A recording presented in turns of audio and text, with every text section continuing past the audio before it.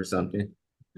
Oh, I love it. Oh, this is great. My dog, what's up, man? It's been like years. I feel like, Definitely, it's crazy. It's been years, dog. But yeah, it really has been, man. How's everything been with you? How's life? man, everything's good. I can't complain. I'm in New York now. I don't remember when the last time we spoke was, but my wife is in her general surgery residency up here in New York. So, been here for about 2 years. She's got a few more years to go. I got my master's in psychology. I graduated last summer. Yeah, it's 2026 now. So last summer, Congrats. and appreciate it. And so now I'm trying to get into a clinical psychology PhD program. In the meantime, just been reading, writing, working out. I got a part-time job working with autistic children, and I'm now about to start a full-time job working with autistic adults. And so still trying to stay within the psychology realm. So that's really me, man. That's dope, dog. I'm still in Atlanta. I'm downtown now. I am doing IT during the day. I have my business that I'm running, so I'm doing websites, AI agents. I'm doing merch. I'm doing dance ciphers. I'm doing. I'm working up with a production company, so we're building a production team for visuals and marketing, things of that nature. Doing different little like mini network type of almost like a channel, our own like YouTube platform, depending on how we're gonna do everything. So doing a lot, dog. So just been doing that, and then really just researching, bro. Like doing that self work still, taking time, looking through different things, studying, seeing what resonates, what doesn't. hmm Tell me about what you've been learning. Or just like give me like two or three ideas or theories or thinkers that you've come across that have been like speaking to you. Um, as far as speakers, I'm still listening to Seven. Seven Bomar is still just getting into that bag of the esoteric space so well. I've been enjoying really this concept of really understanding how angelology works with human history and the kind of pieces you can put together with things like that. That's been a real fun space for me. And then kind of just figuring out how to put together different metaphysical practices to give somebody an actual like feasible roadmap and actionable steps to how to perceive themselves. I've been working on a website that kind of allows people to get their astrology, their human design, and numerology, and then lets AI kind of put together this perception or lens for them to better see themselves. Is something I'm kind of working on. It's been fun. So that's really the space I've just been in, is seeing the capacity of how I could mix technology with esoteric knowledge and kind of build something dope that people can use as actionable, that's creative and different. So what I feel like as long as I've known you, you've always been pretty creative, and we've had a few conversations. So I know, this isn't completely novel to me, but I don't know if I've ever asked you what drew you to the more metaphysical space. When people usually have problems or they're trying to work on themselves and their personality, oftentimes they're really focused on the things that you are focused on as well, as far as the tactical, everyday, practical behaviors. But I feel like most people will kind of stop there. Like, how do I build good habits? How do I break bad habits? How do I stop engaging in negative self-talk or things like that? But it seems like you are really diving into very fundamental principles and knowledge that everyone unconsciously has, but most people just don't think about that, if that makes sense. So, like, what drew you to the really deep metaphysical ways of thinking about the world? I've always asked questions, and I've hated that people that were in places of knowledge didn't have answers. So I began to kind of ask, okay, so who were the bigger thinkers? Like, what were the Plato's? What were the Socrates? What were they getting at? What was you know what I'm saying? Even like, I don't know if you ever heard like Malachi Z. York with all of the knowledge they have and what all the conscious community has. I began to ask questions. I grew up Christian, bro. And the church doesn't answer a lot of questions. There's a lot of questions that you just, why are you asking that? And so for me, it really got to the point where I wanted to build a system for myself that was in order with nature almost. And what's the best way to study these natural systems other than the occult? They study the elements, they study nature, they study the spirits and the energy and how things flow. Even looking at like what Nikola Tesla talks about and different things of that nature. There's so many different lenses of how this world works. And so I feel like if I can just look at all of this stuff and get the things that make sense to me from it, and I can put together a picture of what I believe the world works like, I can come to I can come up with a method of living life that resonates with me based off a combination of these studies. And so that's really slowly what became the thought process. It was like, all right, so I don't really I don't really see a religious practice that works well in modern society. So religion kind of got stuck there for me. It was like none of this works right now as far as like to stick to this realistically in the constraints of this society doesn't work well. It Mhm. does, but you can't really, not to me. I don't see how people do it. And be honest to your faith, honestly, and like truthfully to your faith all the time. It's like, it's kind of hard. So for me to be realistic, I wanted to be able to navigate things without the constraints. So metaphysics, occultism was that freedom to look at all this information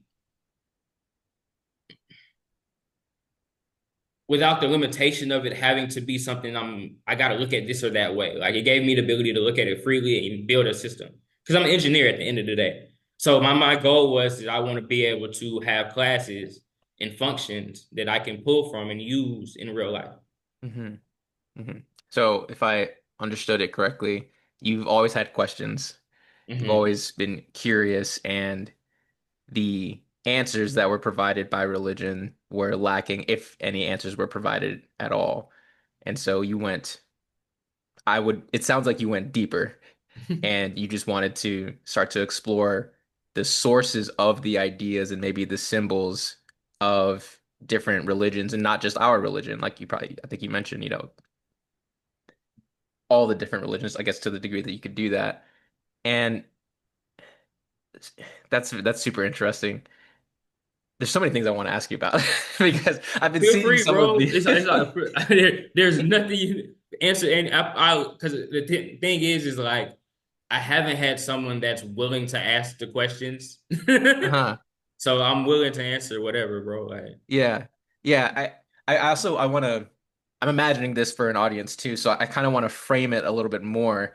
Like there's a problem that you are trying to solve, which is very interesting. And I want to clarify that first.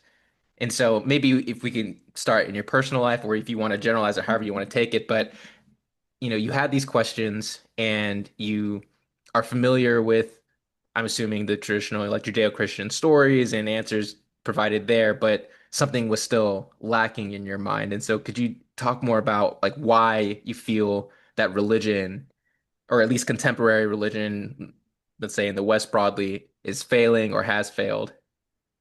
I believe that the way that the typical person practices their religion leans more on faith instead of actual action. Okay. It's not really much more than that. And so even with that, let's take it back here. Like, so I'm still Christian, and I don't. I believe that all religions are pointing to the same truth. So I believe that every religion is this culture's version of the same human history story. So we all went through something in the past that we all tell our people, and our cultures interpret that story different to become the culture and religion in this different region. So that's why I study all the religions, not because I believe one may have something that I believe it's the same story. I believe that we all sing a unanimous song, and our ability to translate it from different cultures and see what they're seeing that we can't see gives us the full picture. Mhm. So I've been reading a lot of Carl Jung, and so the idea of the archetypes and the collective unconscious, and the idea that the archetypes as such are like the basic organizing factors of our experience, but they find expression in different images and motifs throughout different cultures. So the archetype of the flood or the archetype of the devouring mother or the hero, you can find those images in different stories. And so Gilgamesh might seem different from Christ, who's different from Marduk, who's different from Horus, but there's something in common with all of them, and there's a reason that all of those heroes fit an archetypal pattern. Does that resonate? Does that align with kind of how you're thinking? Definitely. So I definitely agree with a lot of what Carl Jung has and how he puts it together. So for me, it's really this understanding of like, okay, so like for me, like that's why I get into the angels, right? So what are angels? What are divine beings? What are gods in this aspect? What are the 12 zodiac? Why do these numbers line up? So like when we look at everything that's set in 12, everything that's set in sevens, everything that's set in threes across these different cultures, you realize that they identify with the same characteristics. And so this is like a balance sheet for how the world works. So when you get into like things like the occult anatomy of man, you begin to see like, oh, okay, by Manly P. Hall, that's the person. It's a book that he wrote, and it kind of has this image that shows you how, as above, so below, as within, so without. All of these systems are reflections of each other. We're all fragments of the source. So everything has cells, right? Everything in this world is built out of cells or atoms, more accurately. So all of these atoms have the same pieces and they're built together differently to build these different things out. But we're all reflections of that same source energy functioning in different ways, acting out different archetypes at different moments from different positions. And so when you really try to like, it's almost like I don't really look at it. So I look at everything as bits of this fragment. So everything comes from source, Hmm. whatever you consider source to be, whatever is the main root of all of this that we live in, reality, whatever the fuck. So to me, it's really just like allowing yourself to see everything as one. So we're all, me and you have the same things in different orders. And so there's these building blocks for society. And that's what interests me with metaphysics is that metaphysics addresses these building blocks in the different ways that cultures have perceived them to be arranged. I'm gonna reflect on that last part again. I'm pretty sure I agree. I kept thinking about the lines in Genesis where God made man and image, made man and woman in his image. And if you consider God as the source, it checks out. Then we are reflections of him. So therefore we have the same things that he has, but we're just what you consider disordered or out of balance aspects of him, not Hmm. entire pieces. So it's like when you look at your astral chart, for me, I look at astrology. Astrology shows what fragment you were born into. So it shows you the pieces that you came in the game with. Hmm. And so when you understand the pieces you came in the game with, you understand what pieces you have to learn how to integrate into your mentality in order to become whole. Yes, yes, yeah, You yeah, see what I'm saying? And yeah, so that becomes the game that we're playing. What things do you have to integrate into yourself or allow into your mindset in order to understand or become truly balanced? yep, yep. Taking more of a psychological approach to this. This is some of the problems that I see today as I'm experiencing the world on social media, and social media is a whole, rat's nest we can get into. And so that my view of the world is colored by social media, and I know that that's heavily biased, and it's not the same thing as reality, although it's something, it's something. So putting that out there, I see a lot of people who are lost, and I see a lot of people who are lost because they don't understand that we have a nature. We have a Mm-hmm. nature that goes back however long you want to put it. From a evolutionary biological standpoint, life is how long has life been around? 3 billion years?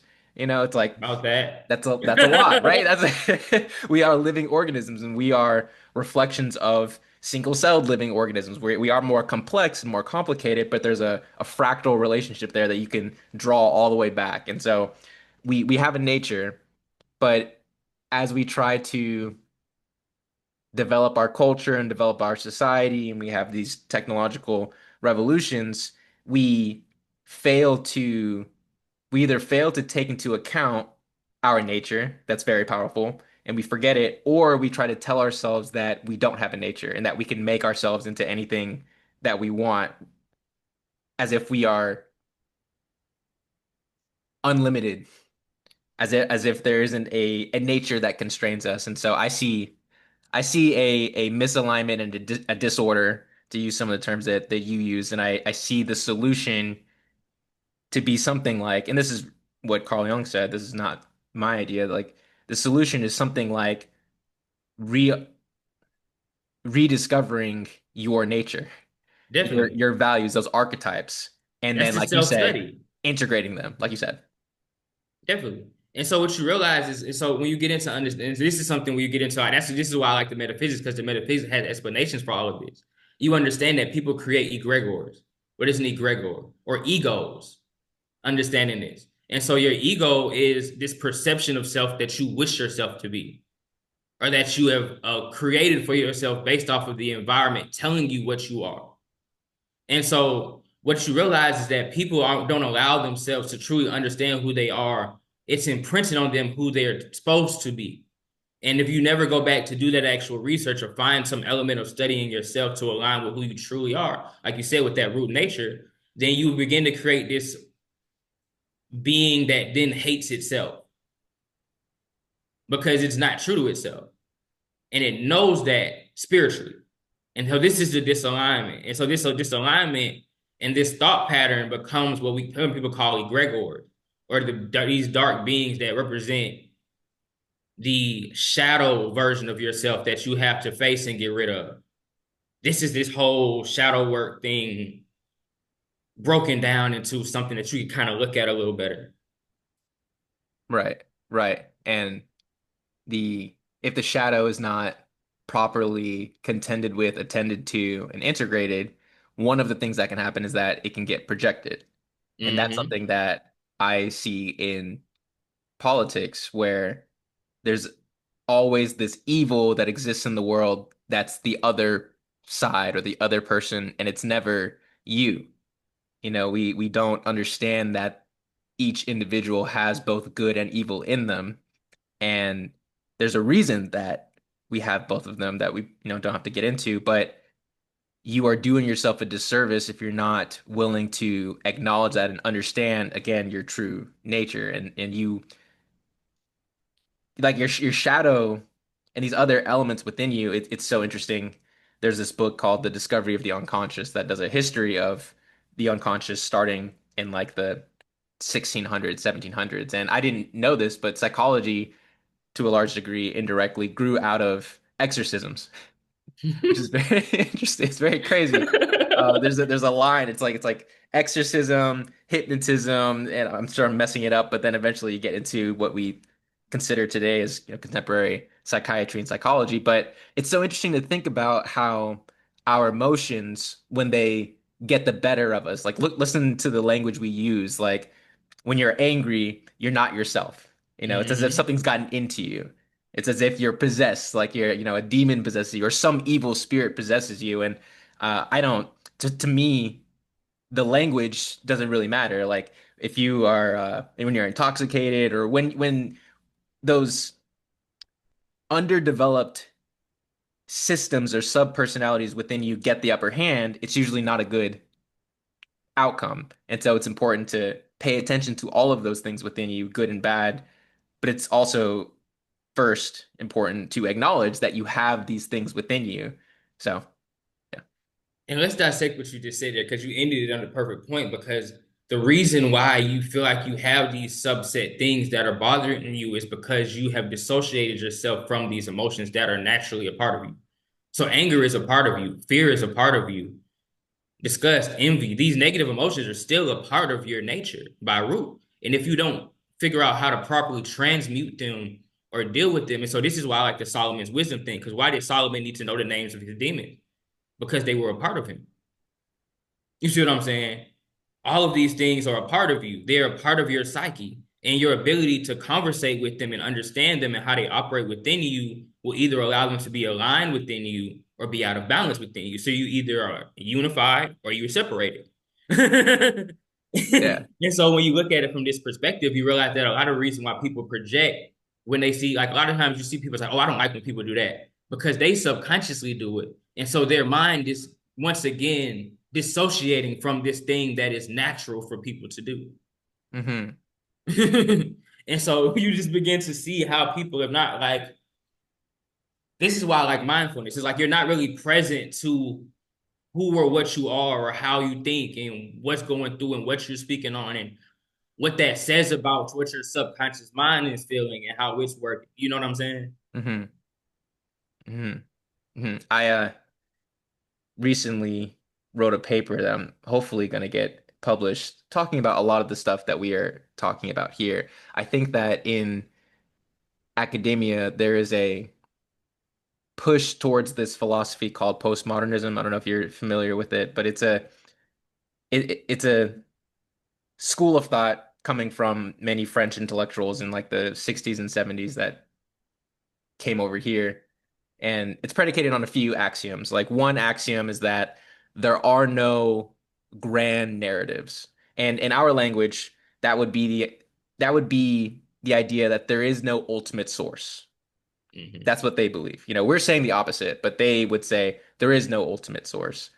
They would say something like the ultimate reality is language, not actions, not behaviors, not even emotions. They would say that language comes first and then our emotions are experienced in terms of the language. So you experience anger because you have the word anger, and that's what you say it is. So, anyway, for some reason, many people are going down this path and it's producing students and professors that then go out into the world and into the culture and bring those ideas with them. And so I see postmodernism as really antithetical to the stuff that we are talking about. And I kind of have as my goal in part to try to battle that with the ideas that we are discussing here. And so I don't know, it's kind of just a little rant, but it's very interesting that our thoughts are very much aligned independently too. Well, and then so I believe in there only being one truth.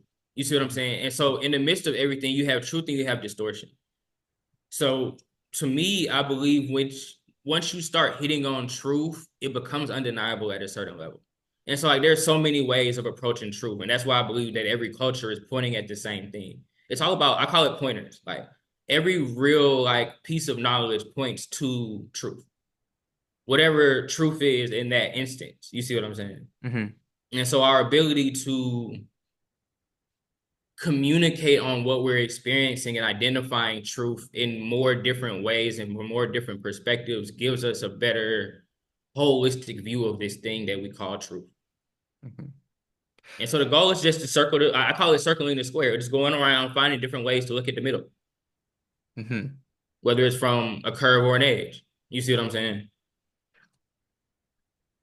Talk to me about the metaphysics of masculinity and femininity, because that was one Substack article.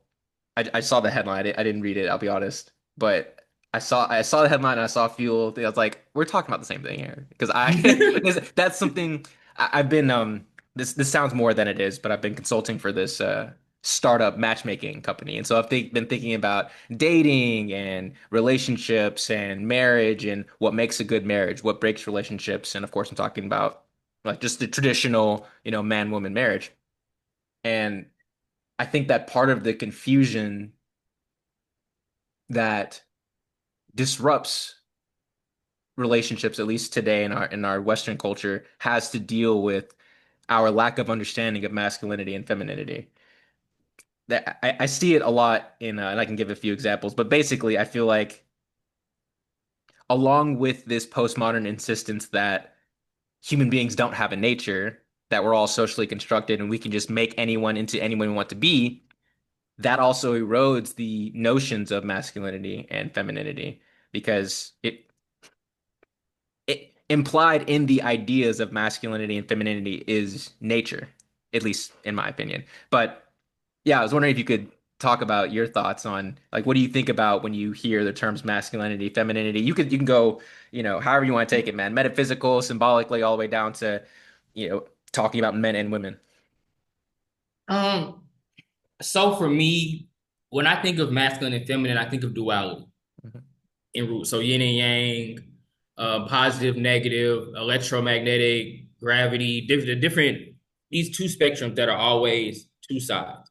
And so when you look at the Kabbalah tree of life, that's when I did a series on that on YouTube. And so we look at the tree of life, you have two sides, and then you have the middle. And so you have the what is the Ida, the Pingala, and the Shishuma. And so these are the masculine, feminine, and neutral principles of this structure that we call reality. And so I believe what we see as masculine and feminine are just the yin and yang, the positive and negative, these two balancing features. And so when you understand the idea of like the man with the phallus and the woman with the womb, you see what I'm saying? When that's just this, that brings together this whole image of naturally, nature builds these things into its structures. And so physically, things are tuned to either a positive or a negative. It's like having a battery. You either tune positive or you tune negative. And you have to find a way to balance out that. Now, spiritually, you have this concept that on a spiritual level, we have both masculine and feminine energy. But your body is whatever it was born into. That's where I'm at with most of it. It's like whatever you're like even trees have male and female phases and male and female plants. And so it's natural. Everything has these positive and negatives. So even an atom has electrons and protons. You see this balance in all things. And Right. so our ability to understand both sides of this and how they're presented differently. And so this goes back into my theory of we all being fragments of sorts. So which fragments do you have? And which fragments are you looking to balance? It's the same conversation. How do you balance yourself out? And Hmm. what does that balance look like? And so the answer to that is to me, when you balance masculine and feminine correctly, creation happens. That's how you there's no debating that. If masculine and feminine come in balance correctly, creation happens. If you're a man, if the logical side of your brain meets the creative side of your brain, you have an idea that you can work with. Hmm. So you see it internally and externally. Yep. Yep. I love it. No, man, no, I love it. The yin and yang symbology is great with the masculine and feminine and the idea that enlightenment or creation, as you put it, is found in the proper balance between the two. The idea that each individual has elements of masculinity and femininity within them. Even Carl Jung talked about this, where the man has his anima and his, woman has the animus, but in the woman, the animus is like it's like the shadow. It's an archetypal expression. It's a complex or a sub personality that has to be integrated. And so the when it comes to developing your whole personality and trying to find your self-actualization, for lack of better terms, the man will have to contend with his feminine side and will have to integrate it properly. If he doesn't, it will get projected or it might possess him and it will be out of control. And same thing for the woman with her masculine side. And so I love the idea of balance, and I definitely resonate with everything you just said. And I feel like part of what we struggle with is we can't even have the conversation about what the proper balance looks like because we don't acknowledge these two existing categories in the first place. We just want to mesh it together and say that everything is connected to everything and everything is, whatever we say it is, which is not what I think we are saying. Like we are saying that these two, that just because opposite ends can be balanced doesn't mean you don't have opposite ends. If that's something that I don't know if you agree with that or not, but I'll put it this way for me. So I believe we all strive for unification in some level. Mhm. Whether we talk about community, whether we talk about personal happiness, peace of mind, all of this comes from some level of the unification of these two sides. So I believe that two sides exist for us to learn to balance them. And our mastery of balancing them starts internal. And if you master the internal balance of these things, well, you begin to be able to build system and ideas that are structured and balanced. These structures and balanced things last throughout time. Why do certain knowledge last? Why do certain writers' information last throughout history? Because it's balanced. Yeah. What is a magnum opus? You created something that is balanced. Hmm. Hmm. Yeah, that's a here's another axiom of postmodernism that would argue against what you just said, even though I agree with what you just said. So they also believe that the primary motivation of any human endeavor, including things like relationships, like building businesses, like writing books, is power. And so, whereas you said, for example, the best ideas that we've had, the best symbols, the best systems of knowledge, they last because they're balanced. And when you said balanced, I also heard adaptive. Would you also accept that as well? Okay. Because they're balanced in truth. Right, right, right. So the postmodernists would say, no, it's because, for example, we all know William Shakespeare because he was a white man and white men have held all the power in the world. And so if that's kind of the route that they go through. And many people, like I mentioned, I went to did a year of graduate school, and many of the students were just eating this up. Like, yeah, that's right. Like, we only do things for power. We only the best art, the best movies, the best literature. It's only the best because it was put there by power, not because it resonated with our soul, which is a part of nature, not because it aligned us or anything like that. And to me, that's really destructive because then, as we're trying to balance ourselves internally or adapt ourselves with our environment, when we try to go back and look at the vast wealth of human knowledge to see what are the best ideas, we can't because there is no best ideas. It's only the ideas that were serving power. I hope that makes sense. Like it sounds like to me like you're saying that there's really a meritocracy of ideas, and the best ideas win because they're the most balanced or the most adaptive, then the most useful for you. But there's this whole other narrative that is not helping us, in my opinion. So I believe we exist in a system, right? And so the reason why I am not much of an activist for certain knowledge is because the bullshit doesn't last really if you really pay attention. Most of the times, if you look over the states of time, you can watch how many different theories have came up, and it's like every era has their pile of who, why. All right, sure, if you want to do it, go ahead. Like, there's gonna be that. And so it's like, for me, there's this idea of like, so there's a concept in the conscious community that I like where they call it holding space. So everyone is on their own individual journey. And so they have to understand and go through the karma or their negative effects of believing what is out of balance. And so that experience is what gives them the confirmation or gives them the motivation to get into balance. So people have to go through believing something that's not true. Like this is kind of the way it has to go. And so even with me, I've like allowed myself to find new information, integrate it, and see how it works in reality. And I have to be willing to accept that I may have got excited about something that just sounded cool. And it's okay to do that and go through those ups and downs with the information and integrate. And so that's really what the integration is allowing yourself to live through these different perceptions without feeling like every choice you make has to be forever or every thing you think about has to last so much. And so that's where we go back to this idea of attachment and creating these egregores, these ideas is like we're so attached to what we think and what we believe that it's toxic to us. We're not allowing ourselves to be fluid enough in our understanding in order to truthfully grow.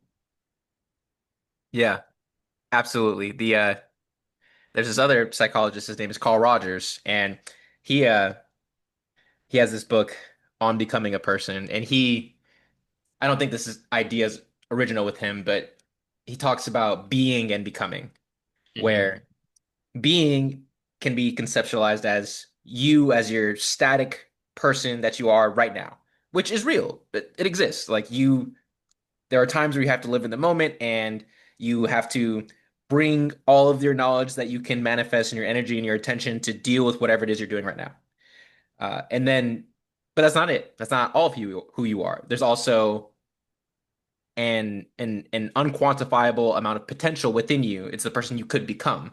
And in order to transform into something else, you have to let go of who you were. That's the Uh, ego death. yes, yes, absolutely. That's absolutely, absolutely. It's the getting how would Jung call it? The battle with the dragon and getting swallowed by the dragon or being swallowed by the whale. And while you're in the depths, in the unconscious, or in the mother, as Jung would put it, that's where potentially you can reunite with nature and you can identify the parts of you that were insufficient, that were lacking. And if you are able to make it, you can defeat the dragon and emerge with that new knowledge to now come back and tackle whatever the problem was. And so you, like you said, you have to utilize your knowledge and try to solve a problem in reality and experience the success or the failure. And when you fail, you have to often think about, okay, what part of my knowledge system was not good enough? And then you have to fix that. But if Yep. you don't, then you're just gonna keep using the same tools for a problem that it can't solve, and you're just, you're Being not a it's dead not actually horse, bro. working. It's over with. You're trying to do the same thing. And I think that's what it is. It's there's like there's this restraint that people have because they're attached to who they are as a person. And because people have this weird perception of change and what it means. So a lot of people associate change with failure. It means my strategy didn't work. It means my plan didn't go the way it needed to. No, your plan should be malleable. Your plan should usually be long term. It should have milestones at best, touch points, things that you have to achieve in order to get to the next thing. And so when you understand how, and that's why metaphysics is so important, because when you look at astrology and you understand cycles and transits and how long this energy is supposed to be in play, how long these cycles of learning are supposed to be going on in your life, understanding what your Saturn returns are, understanding what year we're in, what cycle we're in, what that means energetically for the planet. Now, I could argue that it's all bullshit. You don't have to agree with it, but after 5 years of me looking at it, I feel like I got a pretty decent say that they might be on to something. Now, at what level you integrate this information into your day-to-day being, we can know that what we know as the Gregorian calendar in modern day time is out of tune with nature, regardless of how you look at it. If you want something that's in tune with nature, what is it? The star, the planet. So that is where they got time from. This is the root of time. And so for me, it's just understanding that the way that we look at time, I was having this conversation with my partner the other day. I was like, the way that we look at time is causing us anxiety and fear. And because of the way that we look at time and the way that we plan, we don't allow ourselves the time to properly integrate the lessons that we're experiencing psychologically. And so we're always under this pressure to change when we don't have to yet. You still got another 2 weeks or a month to deal with what you're dealing with emotionally. But because you don't know that or you're not aware of that, you're putting pressure on yourself to deal with something that's going to work itself out in 2 days. But if you don't understand how to navigate the reality with that information, then you just gonna be stressed every day. And so for me, it's more of like find a way to look at this information in a way that gives you peace. I don't want you to believe in nothing, but there's a way to look at knowledge that can give you peace. There's different matrices there's different things, different tools you could look at that allow you to perceive the reality in a way that's settling instead of unsettling. That's the root of what I really like to teach is like, how can I look at how you think to show you a tool that fits within that paradigm to get you out of this cycle of anxiety? So you can then get into balance. Like, because there has to be something there because there's a whole bucket of cultural practices. One of these is gonna help you, whether you need an altar, whether you need an astrology chart, whether you need a numerology chart, whether you need to burn incense, whether you need to work out, whether you need to study, to read, whatever it is, there's something that you could put into your life that would get rid of the anxiety that you're feeling for you to see what the fuck is going on for real to even figure out what you want to do. So for me, it's all about rest, recuperation, reanalyzation, and navigation. You gotta sit back, really figure out what's going on, get yourself right, give yourself the time to perceive what's going on before you try to navigate what you're gonna do next.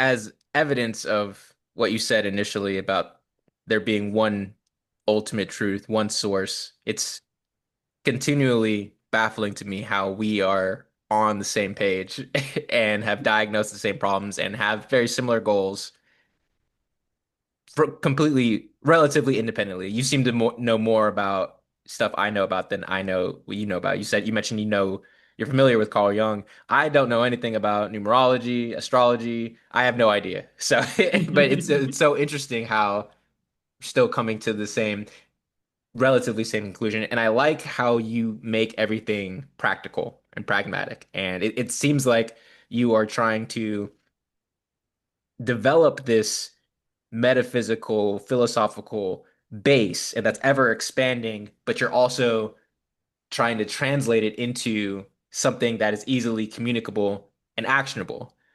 And Definitely. that's an amazing duality. You know, I think that's man, that's beautiful. Uh there was one thought. There's this philosophy and also school in cognitive science and cognitive psychology. You can just call it constructionism.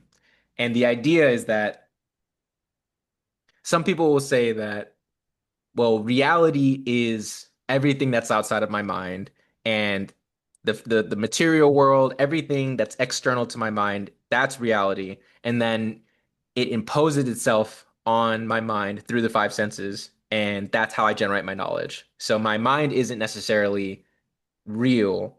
What's really real is the outside world. That's one thought, right? Another school of thought is that the opposite. Your mind is what's real because that's all you really have. That's all you can really deal with. That's what you experience. It starts from your mind. And so your knowledge is what's most real. And then you project information onto the external world. And so the first one's called realism, the second one's called idealism.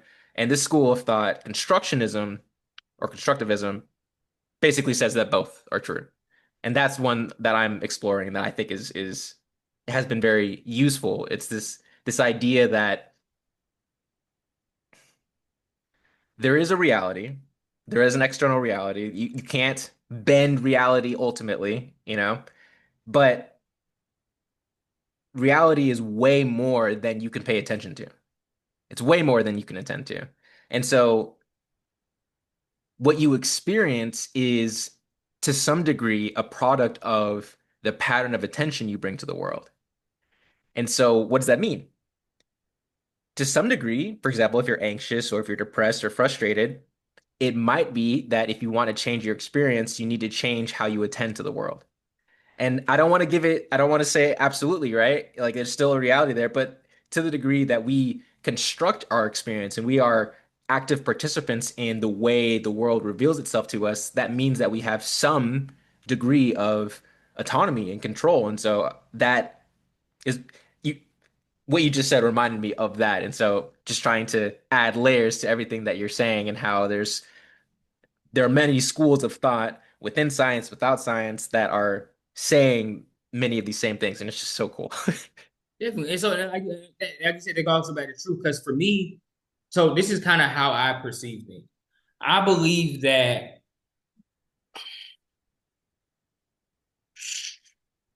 I'm trying not to make this a very, very, very long way of saying this. So when you look at it, for me, I believe we're multidimensional beings having a human experience. So the human experience is one layer of this experience. And then you have your mental layer, and then you have your spiritual layer. And so the unique thing about being humans is that we've not only learned how to perceive these layers, but communicate on them and communicate about them. And so what we see is spiritual practices, what we know is like heaven, the Argarthas, these different realms, the what's the word? It's escaping me. The fourth dimension, not Pandora, whatever. But yeah, so you end up realizing that there's these different realms and things. And so for me, it's like I believe that the magic in this world comes from how you use your mind. I'll put it that way. Your ability to choose your perception of what is going on, or how you what you attach to about your perception of what's going on, is where your magic lies. So I don't really did believe in, like, I'm not going to sit down, I'm not conjuring nothing. I don't want to, I'm not lighting candles. I do like intentional prayers, things like that. But as far as like overly trying to do the whole magic thing, I don't believe it works like that. For me, I believe magic works between with a mixture of intention and action.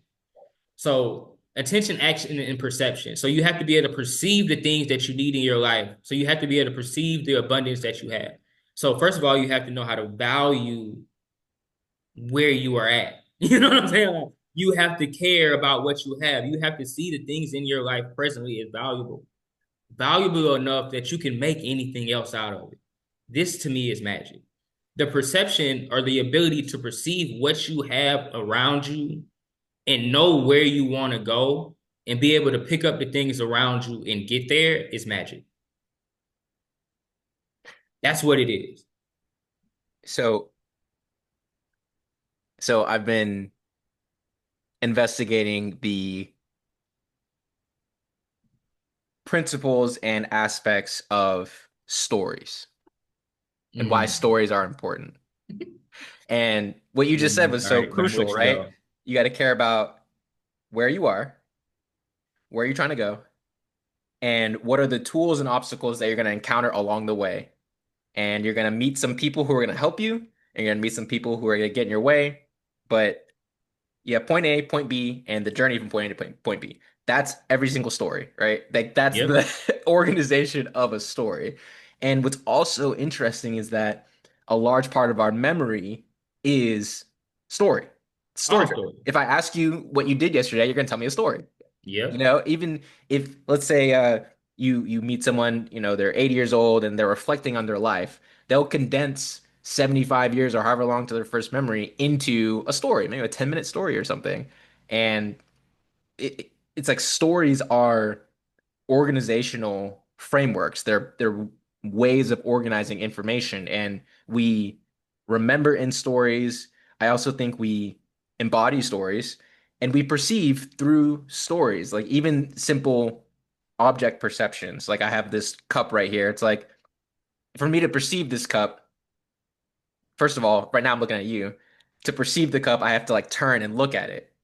But why did I want to do that? Well, there was a purpose. There was an intention for wanting to do that, to demonstrate the purpose, to Hmm. demonstrate this part of the conversation. But the perception, all of our perceptions are nested in a goal. And once you understand that perceptions are nested in a goal, in order to act, you have to perceive first.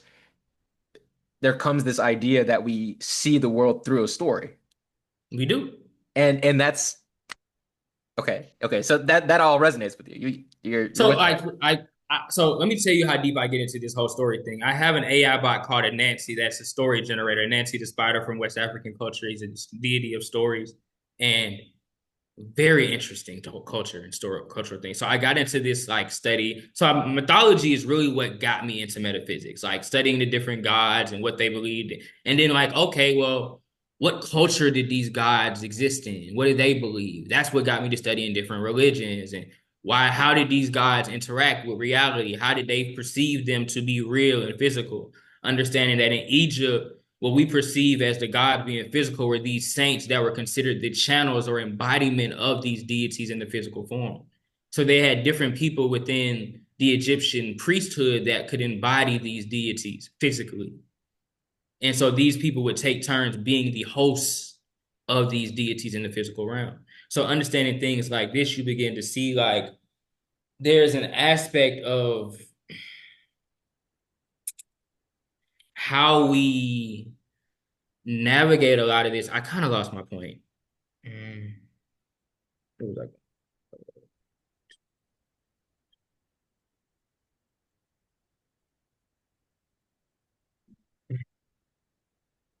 Where we at one more time? My bad, bro. I got the rambling a little bit. I want to make sure You're I get. good. Well, yeah, we started. I was just talking about the importance of stories. You mentioned Oh the yeah, AI. okay, yeah, okay, cool. My bad, bad. So yeah, so like understanding like a Nancy and these different things for me was once you look at the different storytellers or the messenger deities within mythology, you see that there's a tag here.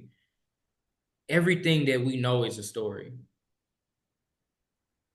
Human communication and history, like for me, when I said earlier that I believe that the greatest things that exist in history are truths, are stories. These lectures, these writings, a lot of the greatest balanced things, they have to be told in a story because you need all of these different pieces in play. Now let's break this up a level. Understanding that in order for a system to work in cohesion, it needs to have all its parts. These parts are representative of archetypically these same characters that exist within these stories. Even governmental systems need certain actors in play. These pieces that are necessary within a governmental structure are these same actors from these stories. Our entire reality is built off of this same 12-7-3 character structure at some level Hmm. because there's always a certain amount of key pieces that are needed for something to function. Hmm. This is this whole unification fragmental thing at play. The story that so like you said earlier, that I love the point that you brought up earlier, and I didn't expound on it too much because I knew we'd get back to it. The hero's journey is the matrix. Understanding the whole Christ Sophia, Christ Sophia, Yaldabaoth, creation story, the whole Gnostic belief story thing there, when you understand that that story is the root of everything, it's all telling. So what I believe is that what we understand to be the hero's journey or the root stories and cultural stories that we have, they're instructions for how our bodies and spirits work. Not to complicate it. Like that's really what it is. If you understand one of these stories well enough, you understand how your mind and body works. You understand how to grow and be a better person. You understand how to navigate difficult situations. All of this can be learned from a story that you like.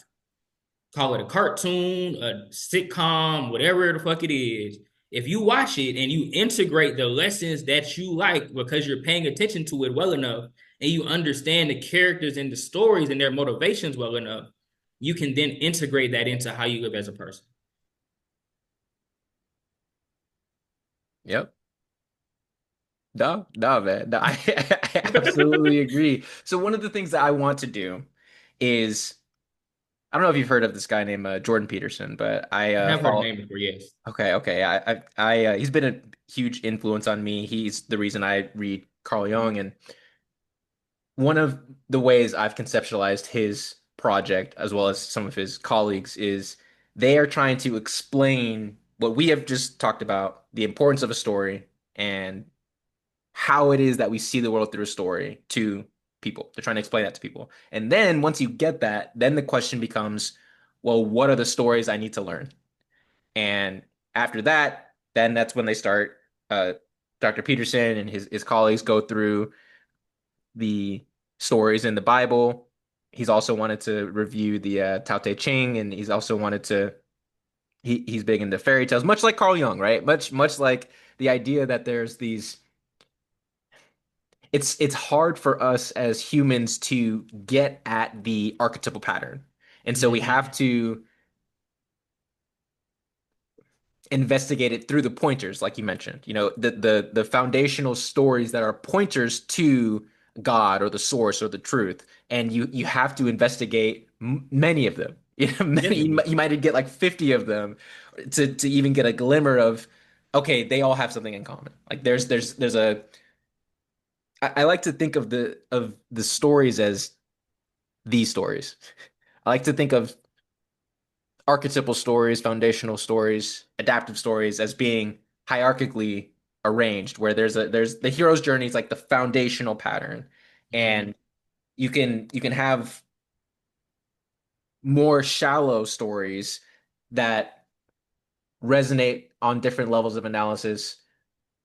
Maybe they vary in generality and specificity, right? Like if you just told someone, the hero's journey, the pattern is you're at point A, you go to point B, you've encountered some obstacle, you beat it, and then you get to point B, and then you go back to point A with a blessing or something. It's like that's not really, that's the pattern, right? That is the pattern that everything fits into. It's very general, very vague, but it doesn't have that like meaning. It doesn't have that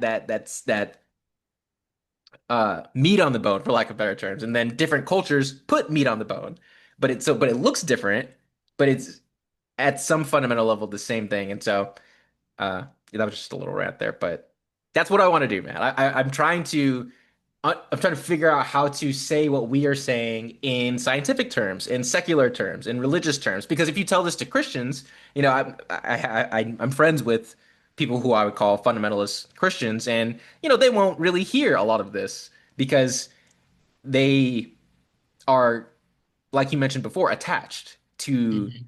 Their their knowledge perception. structure. Go ahead. Their perception. hmm hmm And so there's a dogmatism that comes with that, which like I understand it. I understand it. You you can't be completely fluid, never applying your knowledge because when you act in the world, that's in some sense you're not as fluid when you're acting because at this when you act, if you act improperly, you die. Like that's it. So you have to like have absolute confidence when you're acting, but besides that, you can be more fluid. I'm also kind of losing my train of thought now. But I think what I'm just trying to say is that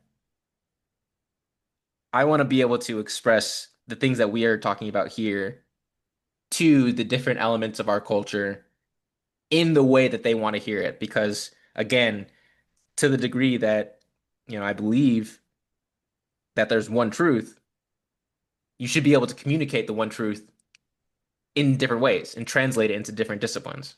So, yeah. So I'm gonna put together basically what you're talking about. So I agree, and so my whole study has been to attempt to accomplish this. So what have I found?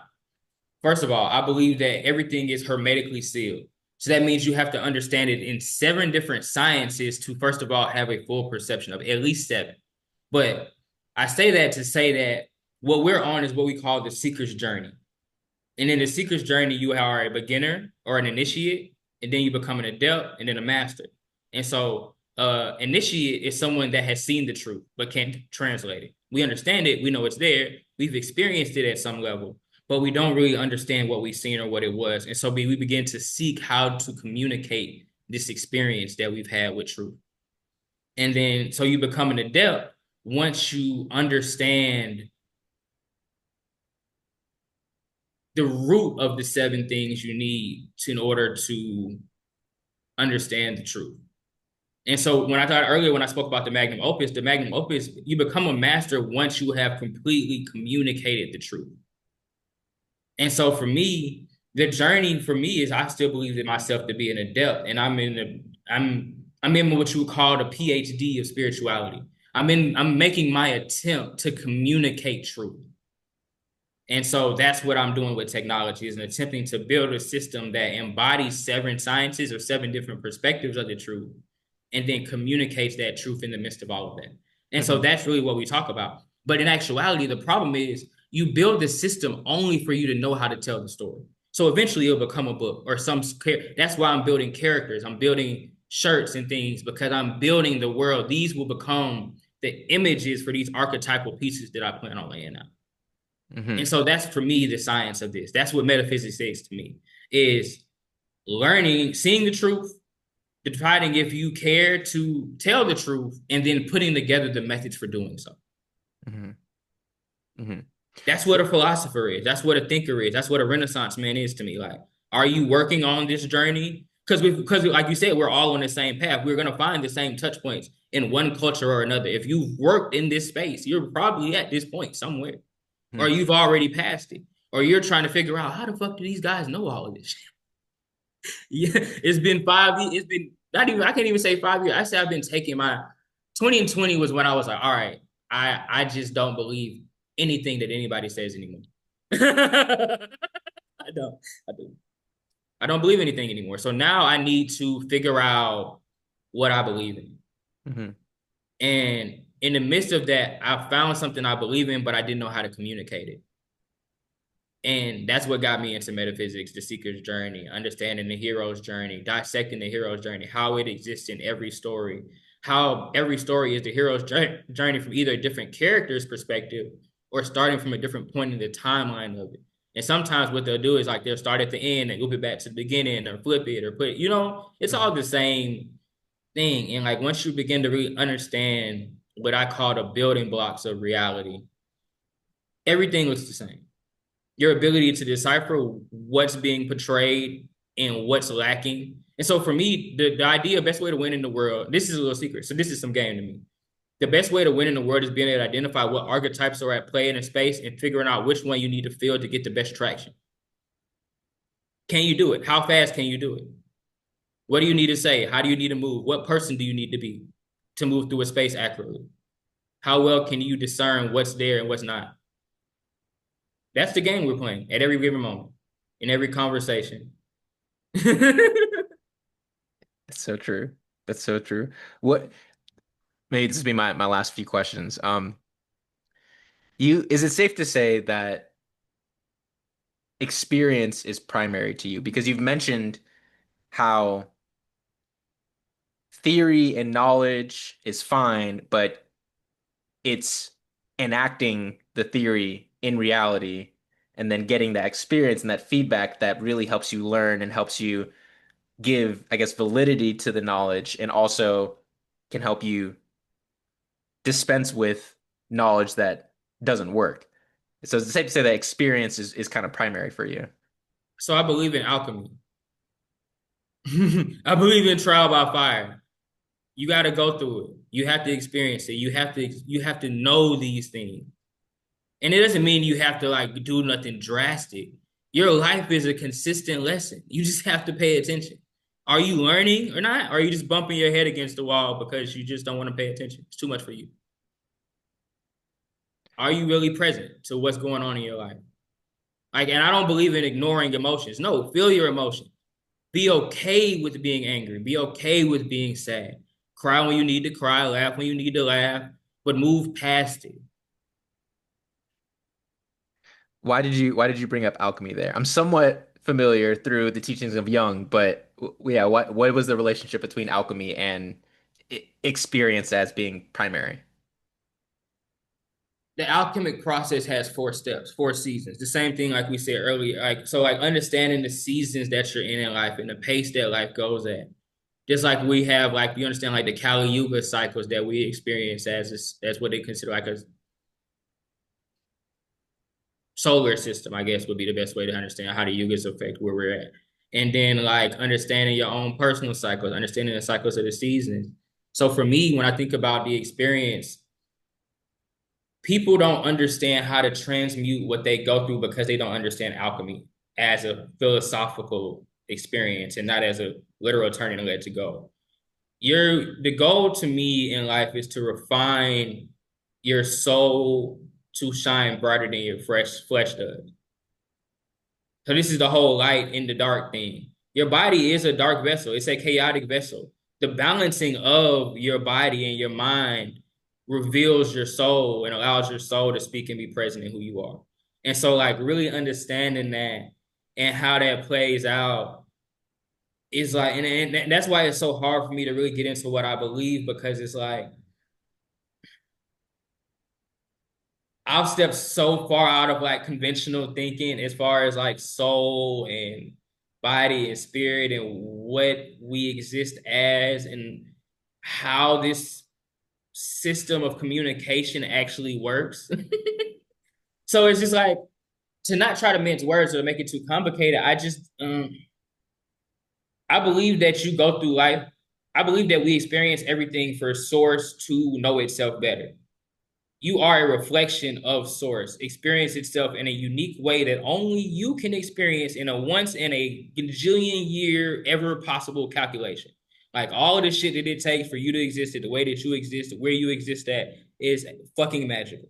So that is meant for you to experience exactly whatever the fuck this is. There's no determining it has to be this or that. You experience whatever life is for you at that moment in order for source to know itself in that perception of itself. Your only job is to observe how you feel and what you go through and figure out how you can change it for you to kind of make it better for you and source. The better, the more of a lit and joyful life that you live, the better that source knows that it's a part of itself that would enjoy itself. If you give up on yourself, then you don't give source a chance to know what that version of yourself would have been like at a higher vibration or in a better life. That's a choice. That's the free will that we experience. What level are you going to live the life that you were given? How far are you going to take it? What are you going to do with it? Are you going to figure out the world's hardest question? Are you going to sit back and smoke weed and have a good time? There's nothing wrong with either choice. Or you do want to save the world? Do you want to give people more time to figure out the things that they're trying to figure out and experience what they want to figure out? Do you want to give people tools to make it easier? However you want to play the game is up to you, but we're all playing the same game. How do we experience ourselves in the best way possible?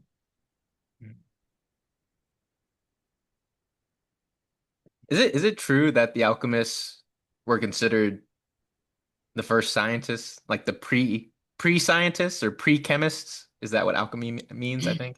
So my whole thing with the alchemist comes from the book The Alchemist and his journey and his revelations from the journey. Hmm. As far as alchemy as an actual science and understanding the whole mercury sulfur combination, it's all metaphorical when you really get into it. I spent a lot of time studying alchemy, like, oh, I gotta figure this out. You know, full metal, full you know what I'm saying, full Hmm. metal. I just Alchemist kind of got in Brotherhood, the yeah. bag, just looking at different things. But once you get into all of that information, you realize that it's all teaching you about how to better understand yourself and your source. So, like, even on my website, I have the alchemical cycle and what each phase of it is. And I believe it's necessary because when you can identify what phase of the alchemical cycle that you're in personally in your physical life, it allows for you to understand what you're transitioning into next. You see what I'm saying? And so, like, understanding that, and I don't believe this thing has to take a certain amount of time. I believe you can go through these cycles as fast as you understand them for the lesson. So if you get to a lesson that you truly understand, then you can transmute it fast through alchemy. If you get to something that you don't understand, it takes you time of going through each phase by step to understand what you are running into friction with in life. And are those phases stories? Technically, they go in order. It's Yeah. all about life, death, and rebirth. Yeah. That's okay. That's it. It's the same cycle. So that's what you realize. That's why I said. And so that goes back into the thing. Anything that deals with fours is most likely going to be that life, death, rebirth cycle because that goes into the seasons. That goes into even the physical quarters. If you look at the physical quarters, they go through the same life, death, rebirth cycle. What are we talking about? Look at the markets. It's the same 4 quarter cycle. There's so much we could talk about. I think we need another conversation. Oh yeah, bro. If you really Yeah. wanted to, we could get on Substack and start doing lives. That'd be cool. You see me? We could do it. Yeah, yeah, yeah. No, I think I'd be down for it. I think, I'm trying to see so far, there's nothing you've said that I disagree with. I'm also ignorant on a lot of the things that you're talking about, but when you translate them from the metaphysical into experiential or into like strategies for the world or even just into visions, like when you're the idea that we see the world through a story and then you have to ask yourself, well, what is your story? And when it comes to asking yourself what your story is, you're really asking yourself, what's your purpose? What's your goal? You're at point A, what is your point B? Where are you What's your trying to get mission? to? What's And your that, journey about? yeah, yeah, like that's super critical. And I think it's interesting. Earlier I used the metaphor. I feel like a lot of people are lost. They don't know what their story is. They don't know what their journey is. They don't know where they're going, and many of them don't know where they're at. It's likely because they don't know where they're going, they don't know where they're at. And And so so let me put it this way. If if being in order is being balanced is being in order and being in order with nature and being in order with your natural self, animals know how to move on the planet. We don't. It's that simple. We're out of balance. I tell people all the time, we're domesticated. If we had to go outside of the system, if we had to go figure out where we're going to get food from and it wasn't a grocery store, we are fucked. You're domesticated. You can't go outside and live in your natural habitat. Most people can't. Most people wouldn't survive. Hmm. Hmm. And so, in that sense, you're out of balance with nature. You're out of balance. And so, to be able to navigate, you have to be in balance with your natural self at some level. That's where even when you get into like understanding why people say that grounding is so important. Actually putting your feet on the ground and getting in touch with nature. Actually growing a couple of plants and contributing to nature energetically. Feeding animals. There's an old lady in China that they said lived to be almost 200 years old, and she never ate her food. She gave 90% of her food to the pigeons every day, ate a piece of her rice, and went on in and lived to be 120 years old. Her reasoning: I take care of nature and the universe, and it takes care of me. There's an energetic aspect of this reality that we haven't allowed ourselves to be open to. And because of that, we're so out of balance with who we truly are as a species and as a being that our bodies are in disharmony.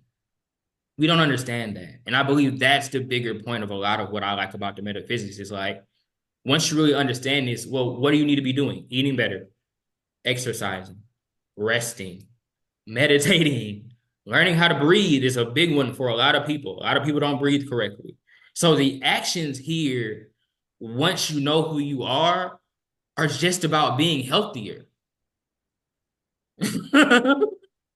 And then providing your and being in the midst of being healthy, you provide yourself the energy to execute at a higher level and achieve more. This is the science here. It's not rocket science. And then you add in a little bit of, oh, I have a clear enough mind to invest without emotion so I can actually make money investing. What are we talking about? Life becomes an easier game. Hmm. Hmm. That's really where I'm at with it. It's like, how do we, first of all, curate the mindset? Once we have the mindset locked in, we can understand what the habits should be, at least the minimal of what you need to be within in order to maintain this mindset. And then it's consistency improve. That's it. That's it, man. I think I would love to practice with you talking about these different psychological theories I've come across from different clinicians and seeing how it resonates or maybe doesn't resonate with the way that you're thinking because so much of what you said I feel like aligns with Sigmund Freud and Carl Jung and Rogers like I mentioned before, but many others. And I feel like part of, at least selfishly, what I can get from this dialogue is understanding the translations that make. Like I love how you break the metaphysics down into it's not even break it down, it's more like build it up into our experience. It's a lived reality and then translate that into actions and strategies and ways of thinking. And I think that's something that I need to do better with. But also as I'm trying to, manifest becoming a clinical psychologist, like there's so many things I see wrong with the discipline. And I think part of what the discipline needs is more of what we've been talking about and more of the I think there's a reason I like Jung, and there's a reason that Jung liked The Alchemist. Let's just say that. Yeah. Like I think that uh psychologists today went the postmodern route and they didn't go the route of Jung and his students and the idea that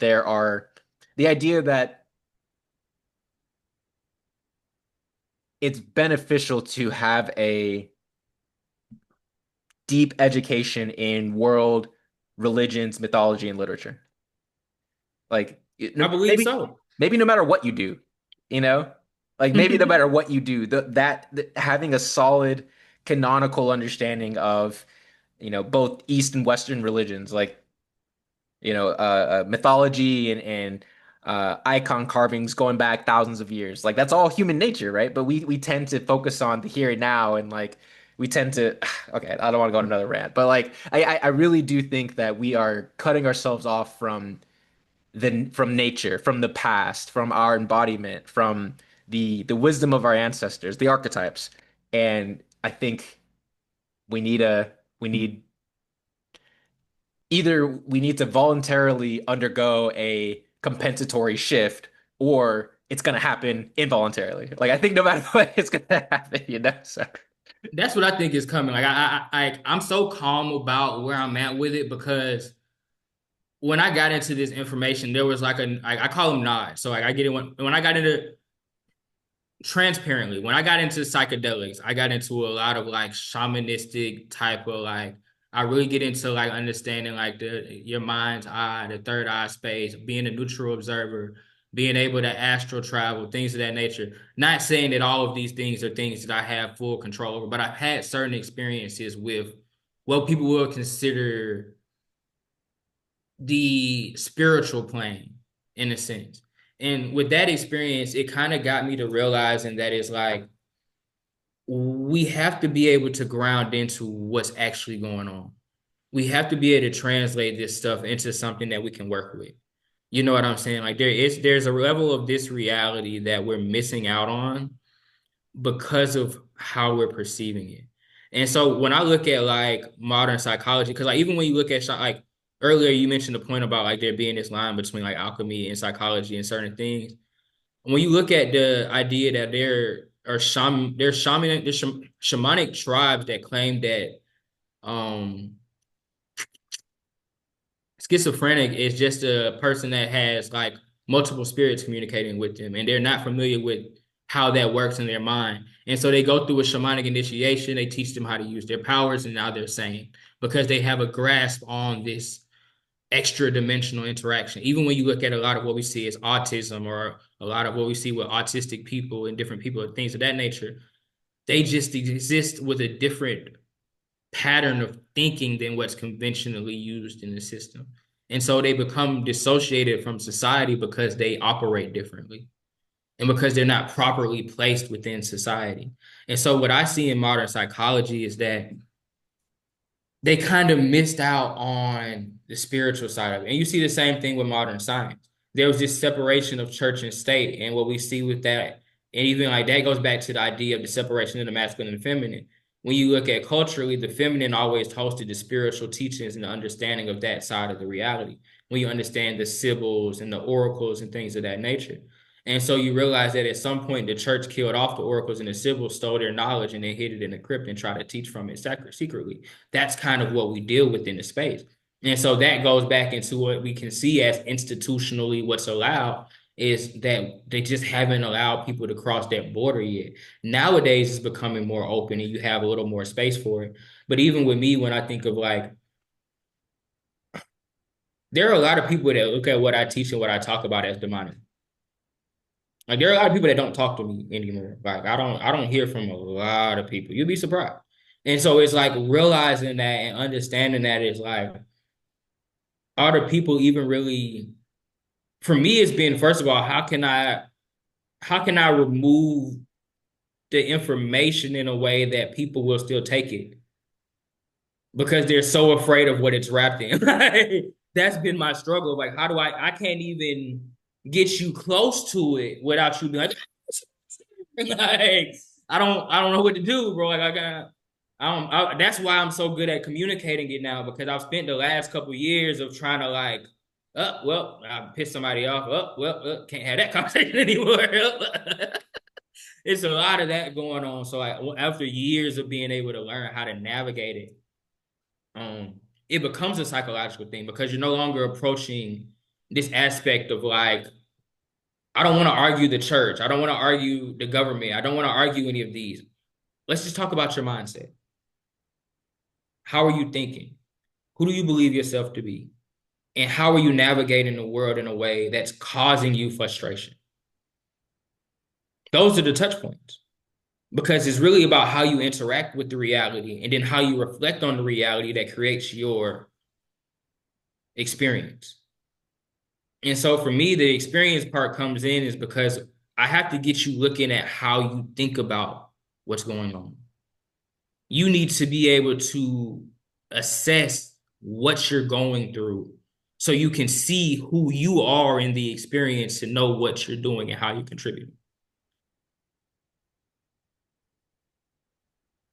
yeah, yeah. I think there's a we use metaphors like enlightenment or a higher consciousness when we're talking about these things, and it's It's so interesting how embodied our mind is. The fact that we use metaphors, we use embodied experiences to describe something that is really abstract. Like you want to be able to elevate your consciousness so you can look down on everything that's going on, Hmm. compared to just being in it and just being reactive and being pushed this way and that way, and without understanding that you have some sort of control or, the fact that, what was the other word? Enlightenment. Like, instead of being in the dark, in You the have to unknown. realize that there's space between you and what's going on. Yep. Like that's what I mean by being the observer. That's Hmm. why I like observer a little bit more than higher self because higher Hmm. self makes it a little too woo-woo. You're the observer. You observe what you think. You observe the experience and you choose how you react to it. Your thoughts are not something you choose. They're a natural reaction in your body based off of what it's seeing. They're suggestions.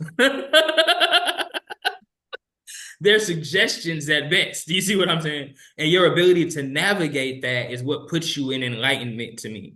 Because you're not, like you said, you're not reactionary to the world. You're this is my experience. These are my options. I'm okay with this and the possible outcomes of that. I'm going this way. Oh, this isn't going the way I thought it was. I'm going to take a couple steps back. Do I have any more options before I go forward? You know what I'm saying? Like, and once you begin to step through your life like that, the anxiety falls away because you're not at the whim of your environment anymore. You know what I'm saying? And I think that's what people miss is they're so we're because we're always scrolling, we're bringing in so much more information that we can't integrate or digest any of it. So we're always overwhelmed. I don't know if you've seen the trend of everybody's overstimulated now. Hmm. It's so weird to me because it went from everybody being anxious, oh, everybody has anxiety. Now everybody's overstimulated. We're saying the same thing, people. Take a step back, stop digesting information, and figure out what the fuck is going on first.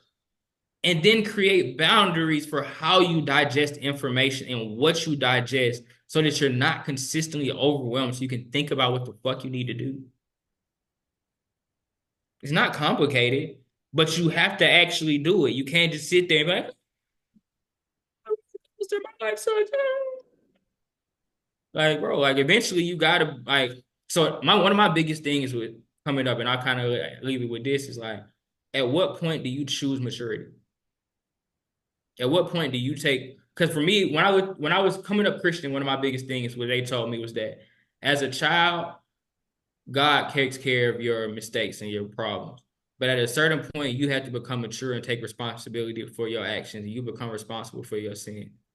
And so when I became an adult, my biggest thing when I turned 18 was it ain't no playing no more. I'm responsible if I fuck up now, nigga. I gotta be the one to be accountable for my actions and how I treat people and how I talk to people and how I move around the world because God looking at me. And so I take, even if I'm not necessarily within the constraints of a Christian belief, I still believe that the deeds that you do contribute to your value in the system.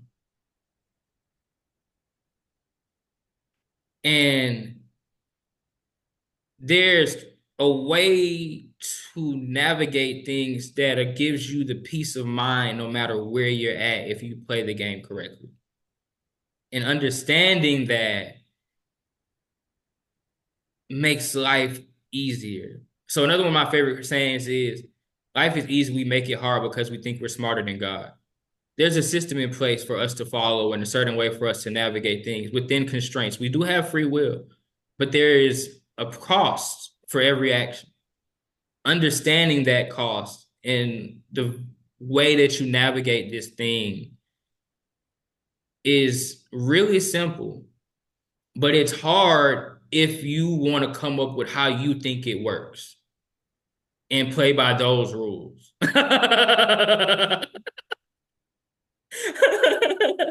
Because it just ain't, it don't work like that. You can't make up your own rules to the game and think just because you made it up that that's how shit work now. You can go try it. Ain't shit gonna stop you from trying it. But eventually you're gonna figure out that you don't know what you're talking about. Instead of getting my master's, I should have just spent a year talking with you, honestly. So I'm so cynical.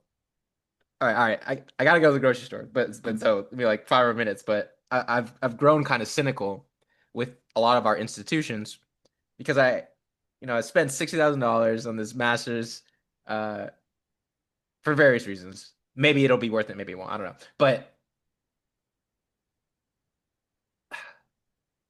I still felt myself or found myself studying outside of the master's program because I just wasn't 98% of the program. I was like, this is horrible. Like, I don't need it anymore. Maybe like maybe it was like, 5 minutes here or one friend I made that was like, oh, that was great. That was worth it. Yeah, like, okay. That really made me think about something. But it's made me so cynical because it's like I was thinking about this earlier today, man. I was like, there are so many great ideas out there, so many great stories, so much wisdom that's just there waiting for us, just waiting for us to go get it. Like you mentioned earlier, there's, Plato, Socrates, right? Like, Charles Darwin. Like, there's so many people we consider geniuses and we remember them. There's a canon. There's a reason that these ideas have staying power because they're balanced and they're adaptive. And it's like, I feel like the one job of our institutions, of universities, is to like tell people that. It's like the universities don't. I don't know. Obviously I'm being overly simplistic and again cynical, but like not much of the wheel has to be reinvented. Like you Not at mentioned, all. like there are rules. There are rules there, and we may not know. We might not understand the rules entirely, and maybe there's more rules. Like we don't have perfect knowledge, and we never will. But to the degree that there are things we have found out that we have figured out, it's like that I feel like the job of university is to be like, here it is. Like go figure it out, or go read this and go capture this foundational base, and then we can maybe build some stuff on top of that. But we've really deprioritized the what I would call traditional or archetypal knowledge for what we th for we've in trying to use your language, we've deprioritized the rules of the game for our rules of the game. And we are learning that we don't know what we are talking about. You can't profit off of the truth.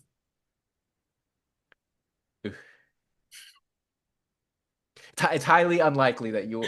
I see what you're saying. I see what you're saying. Yeah. No, I get you. I get you. That's definitely true in the political sphere as well. 100% true in the political sphere. I mean, that's why we. I mean, to get it to step into a bit of a different space. I believe we live in a capitalistic society. Well, I know we live in a capitalistic society, and I believe that it maintains because the truth is not a part of it. Something that was truthful would have came into harmony by now. And so when you realize the credit debt infrastructure of our economy functions off of debt. If everybody had money and everybody had what they needed, there would be no economy. There'd be no rat race. There'd be no hierarchy need. All of the structure that we see in society and governance, and getting into a side note with the metaphysics, I believe is built from the fall of the Tower of Babel and the disarray from the fallen angels and a whole other thing. I believe that we live in the death of a structure that was built for a ruling class that no longer exists here. And when that ruling class left, a small group of people figured out that we're going to keep this ship fucking rolling because it's beneficial to us now. And for the last 500 or 600 years, it's been running. But because the system is engineered to self implode, it's imploding. And it's up to us to figure out what system we build and to replace it before somebody else just starts the whole game over again. Hmm. Hmm. We live in a special time in society because we're in a bridge generation that can clearly see that shit is fucked. And how you choose to react to that, whether you want things to go back to normal or you're building systems for you and yours to exist in a better and more happier space, is up to you. But that's what I feel like we're at. Is whether, and that's why everybody's going to this thing of like, bro, what are we doing? Like, what are we? Because we got to figure it out. Which side are you on? Like, do you want to go back? Like, even when COVID happened, everybody's like, oh, I wish things just went back to normal. I was like, well, were we having fun? Were we having fun? Was everybody happy? Were we good? Was everybody having fun? Like 2016 was cool, but these last little 4 or 5 years after that, have we been having fun? I don't think we've been having fun. I don't think we've been living in a balanced and holistic society. I don't think people care about their neighbors. I don't think we give a fuck. Like I don't. As a society, we don't. We want to laugh and ignore the problems. We're not dealing with anything as a collective people.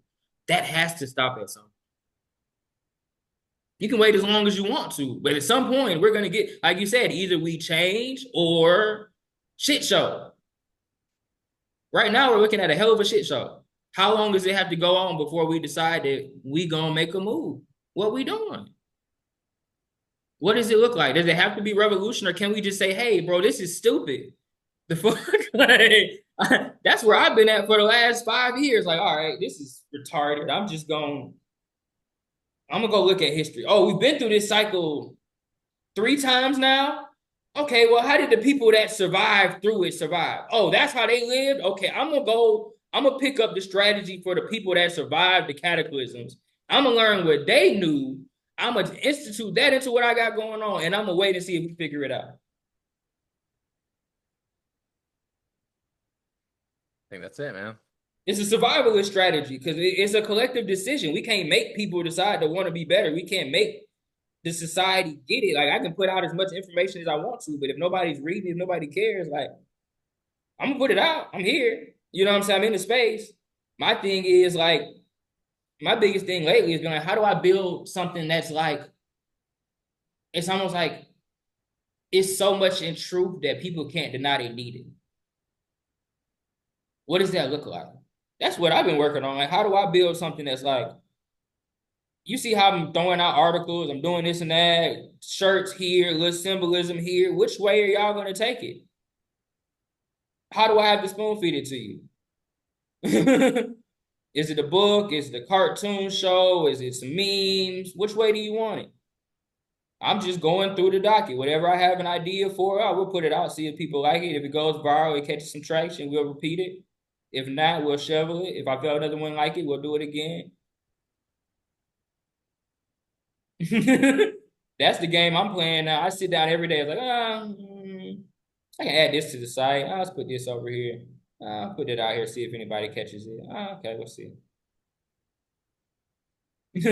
I think next conversation, maybe we can get into the business and marketing aspect of our individuals yet joint venture.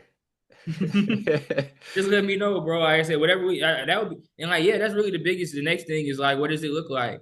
Because for me, it's like we need a community of people that have this understanding, and we have to start creating a space for that community to exist in, whether it's just a consistent Discord conversation or consistent live chat, whatever. Just a space for this conversation to exist in that just goes through all the touch points because there's so much information to go through. We could talk for days about the different angles of approaching this and what it looks like and kind of just figuring out how to dial in different ways to keep being a pointer.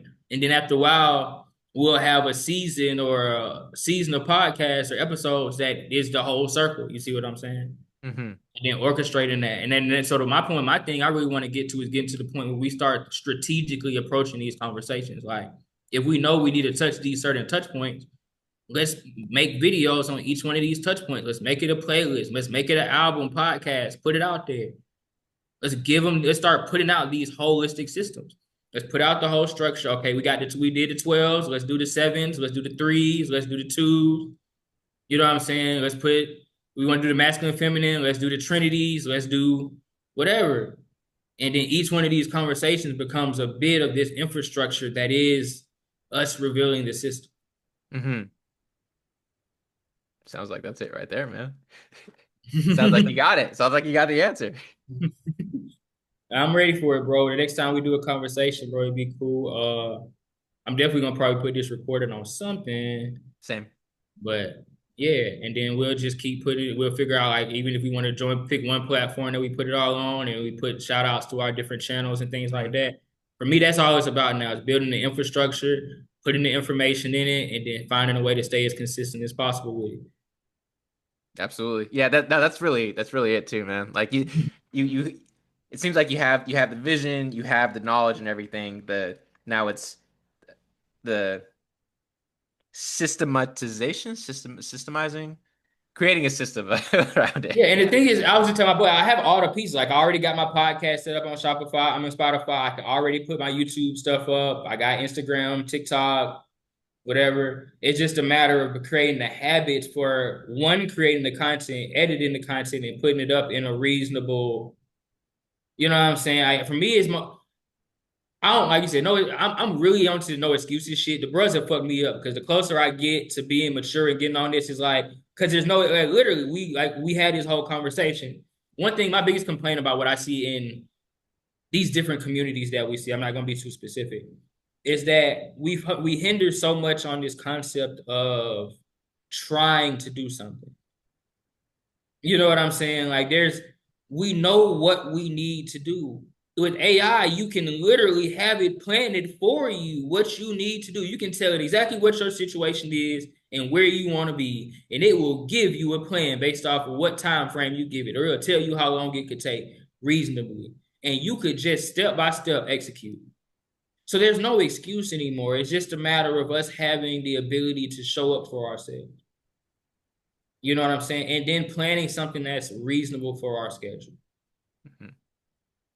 The problem is that we want to be instant superstars. No, start it at the pace you can start it at and what you got, and be okay with that.